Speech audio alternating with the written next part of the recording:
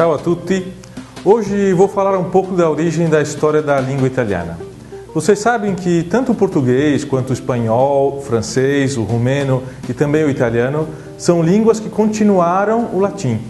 Essas línguas nasceram do contato do latim com as línguas das tribos que viviam na Europa antes do domínio romano, como por exemplo os celtas no norte, os etruscos que viviam no centro da Itália e os gregos ao sul.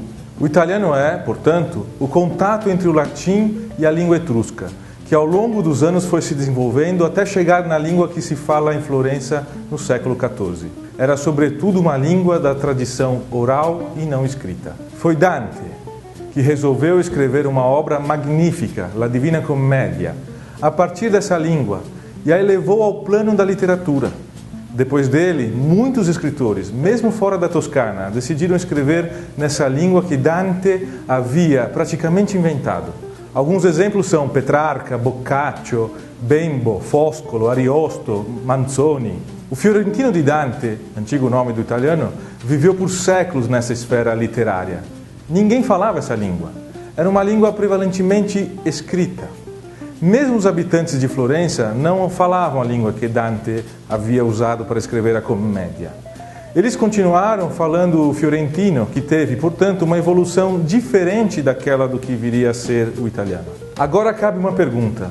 Se o italiano nunca foi falado, por que ele se tornou a língua oficial da Itália? Quando isso aconteceu?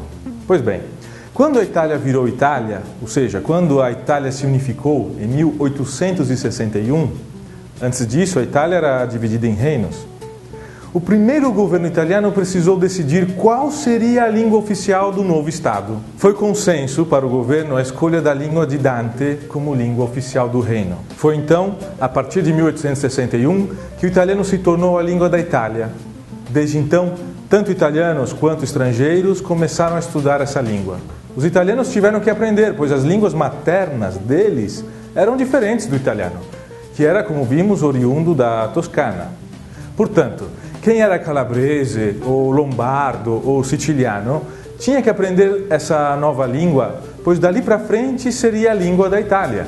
A escola, o exército, o cinema, o rádio e, sobretudo, a televisão foram os fatores que ajudaram a propagar a língua italiana em território italiano. É estranho dizer isso, né? Primeiro o país e depois a língua. Mas foi assim mesmo que aconteceu. O fato de ser uma língua criada inicialmente para existir no domínio da literatura pode explicar a sonoridade e a bellezza dessa língua. Bene, ora possiamo cominciare a studiare questa bellissima lingua. Lingua di arte, di cultura, di amore,